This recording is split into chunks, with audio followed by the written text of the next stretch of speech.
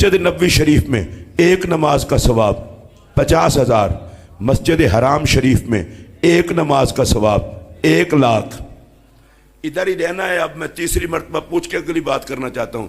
مسجد نبوی شریف میں ایک نماز پڑھو 50,000 کا ثواب ہے، مسجد حرام میں ایک نماز پڑھو 1,00,000 کا ثواب ہے۔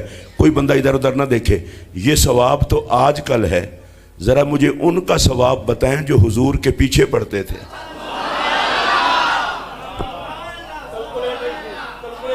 اگر آپ کو سمجھ آئی ہو تو اونچی آواز سے بولیں۔ میں کوئی شیعہ دیوبندی سنی وہابی کا چکر نہیں ڈالنا چاہتا، میں ایک بات کرنا چاہتا ہوں، اگر آنکھ میں حیا کا سرما ہو تو مومن تو صحابی کی ایک نماز نہیں تول سکتا، صحابی کو کیسے تولے گا؟ اگر آئی ہو سمجھ تو اونچی آواز سے بولو۔ چلے میں ایک اور بات پوچھنے لگا ہوں، مجھے جلدی جلدی جواب چاہیے۔ 9 ذی الحج کو عرفات کے میدان میں اللہ احرام کی حالت میں ہمیں جانا نصیب کر دے، حج کا ثواب، حج قبول ہو جائے، پچھلے گناہ معاف، بندہ بالکل پاک صاف۔ افتخار رضوی بھائی جائیں، میں جاؤں، جنید بھائی جائیں، آپ میں سے کوئی جائے، حج کا ثواب ہے۔ میری طرف دیکھ کے مجھے جواب دینا، آج کل جو حج کریں 9 ذی الحج کو پہنچیں ان کو تو حج کا ثواب ہے، اور جنہوں نے حضور کے ساتھ حج کیا، آپ جب ٹینشن فری ہو جائیں تو بعد میں میرا موبائل نمبر لے کر بھی سبحان اللہ کہہ سکتے ہیں، ابھی آپ مصروف ہیں۔ جنہوں نے میرے آقا کے ساتھ حج کیا، رضوی بھائی میں ایک اور بات کر رہا ہوں، اللہ کی قسم کلیجہ ٹھنڈا ہو جائے گا، پوچھو ان مولویوں سے، آج کوئی مولوی جائے، پیر جائے، خطیب جائے، نقیب جائے، نعت خواں جائے تو ایک حج کا ثواب ہے، جنہوں نے حضور کے ساتھ حج کیا ان کا بھی ایک ہی ہوا۔ بڑے ڈھلے بولے، اونچی آواز نہ بولو۔ لاکھوں حجوں کی وہ قیمت نہیں جو ایک مرتبہ محمد کے دیدار کی قیمت ہے۔ یا اللہ جو بندہ بولے اسے نبی کے حسن کی جھلک ضرور عطا کرنا۔ ہاتھ اٹھا کے بولیں جن کو یہ بات سمجھ آ رہی ہو۔ میں آج یہ بتانا چاہتا ہوں، اس پرفتن ماحول میں ٹکے ٹکے کے لوگ محمد عربی کے صحابہ کے حوالے سے گندی گندی آراء کا اظہار کرتے ہیں، میں انہیں کہنا چاہتا ہوں، کہاں تم، کہاں نبی کے صحابہ؟ تم چمگادڑ ہو، صحابہ آفتاب ہیں۔ ارے صحابہ کی عظمت کو دیکھو، اگر وہ مرید ہوں تو ان کا پیر محمد عربی ہے، اگر وہ مقتدی ہوں تو ان کا امام محمد عربی ہے، اگر وہ شاگرد ہوں تو ان کا استاد محمد عربی ہے، اگر وہ خطبہ سنے تو ان کا خطیب محمد عربی ہے، اور اگر وہ کلمہ پڑھے تو ان کا نبی محمد عربی ہے۔ نعرہ تکبیر، نعرہ رسالت، نعرہ تحقیق، نعرہ حیدری، نعرہ غوثیہ، سبحان اللہ۔ جو بندہ یہاں زندہ باد، یہاں سے لے کر وہاں تک جو بندہ نبی کے صحابہ کا نوکر ہے، ذرا ہاتھ کھڑا کرے، میں اٹھ کے دیکھ لوں۔ الحمدللہ، الحمدللہ۔ میں یہ اس لیے کھڑا ہوا ہوں، ہاتھ تو کافی اٹھے ہیں، زبان کیوں نہیں ہلتی؟ میرا تعلق ہے اہل سنت سے، اور میں آپ کو سارے حضرات جواب دیں۔ لبیک لبیک یا رسول اللہ، لبیک لبیک لبیک یا رسول اللہ۔ چلے اللہ آپ کو برکت دے، اللہ برکت دے۔ لبیک یا رسول اللہ صلی اللہ علیہ یہ لبیک کا جب نعرہ لگے تو سارے جواب دیا کریں، اور میں جب کہیں روکتا ہوں نا کہ یار اس کا یہ مطلب نہیں ہوتا نعرہ لگا ہے، اس کا مطلب ہوتا ہے اب سٹاپ کریں، گفتگو بھی کریں۔ اور بعد میں وہ کچھ سمجھتا ہے یہ لبیک یا رسول اللہ کا نعرہ اسے برداشت نہیں، خدا کی لعنت اس پر جس سے یہ نعرہ برداشت نہیں۔ جہلوں سے ہمارا واسطہ پڑ گیا ہے۔ لبیک یا رسول اللہ کا مطلب ہے حضور پر سب کچھ قربان، وہ کافر ہی ہوگا جو اس نعرے کا منکر ہوگا۔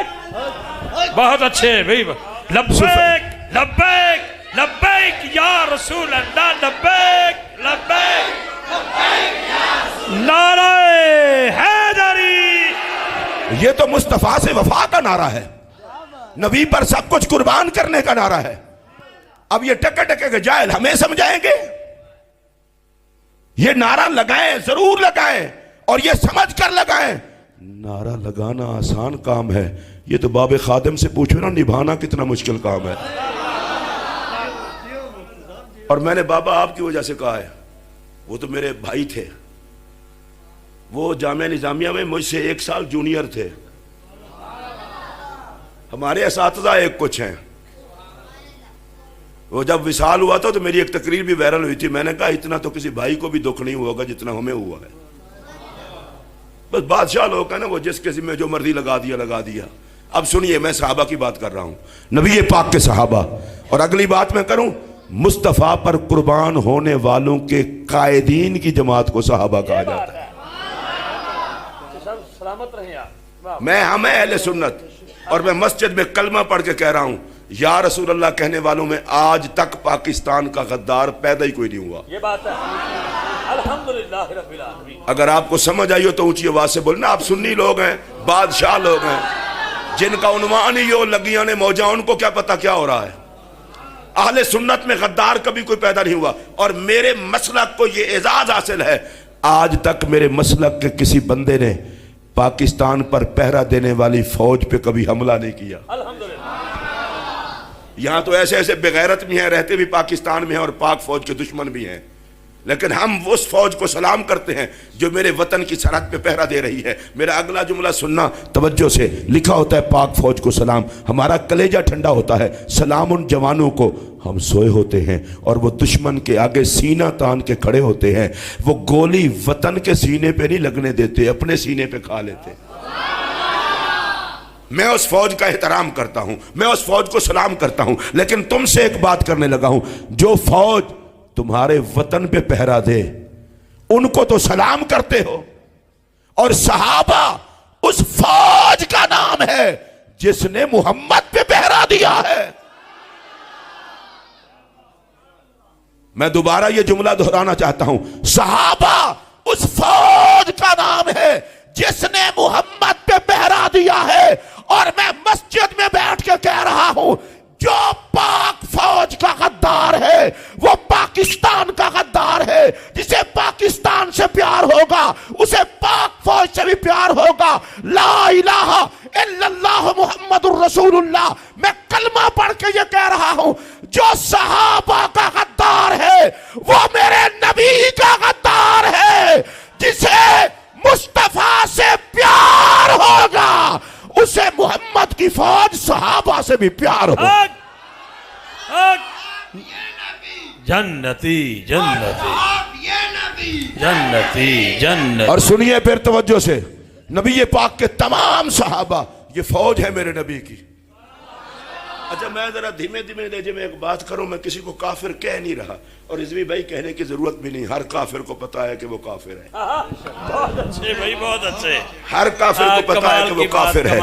کافر کہنے کی ضرورت نہیں ہے. لیکن ایک مسئلہ میں آپ کو سمجھا دوں، اللہ کی قسم اٹھا کے کہہ رہا ہوں، کافروں کی صحابہ سے نہیں بنتی، صحابہ کی کافروں سے نہیں بنتی. چلیں آپ ذرا تھوڑا سا ادھر ادھر دیکھیں. جدھر کافر ہوتے ہیں ادھر صحابہ نہیں ہوتے، جدھر صحابہ ہوتے ہیں ادھر کافر نہیں ہوتے. بدر کے میدان میں ایک سائیڈ پہ کافر تھے، دوسری سائیڈ پہ صحابہ تھے. احد کے میدان میں ایک سائیڈ پہ صحابہ تھے، دوسری سائیڈ پہ کافر تھے. تبوک کے میدان میں ایک سائیڈ پہ کافر تھے، دوسری سائیڈ پہ صحابہ تھے. خندق کے میدان میں ایک سائیڈ پہ کافر تھے، دوسری سائیڈ پہ صحابہ تھے. خیبر میں ایک سائیڈ پہ کافر تھے، دوسری سائیڈ پہ صحابہ تھے. بھئی یہ اللہ کے لیے پلے باندھ لیں، جدھر کافر ہوتے ہیں ادھر صحابہ نہیں ہوتے، جدھر صحابہ ہوتے ہیں ادھر کافر نہیں ہوتے. شکوہ نہ کیا کریں فلاں صحابہ کو نہیں مانتا، صحابہ کی کافروں سے نہیں بنتی، کافروں کی صحابہ سے نہیں بنتی. اب سوال یہ پیدا ہوتا ہے، صحابہ تو کافروں کے ساتھ لڑتے رہے، آج کئیوں کو دکھ کیوں ہے؟ میں نے کہا خون کا اثر ہے.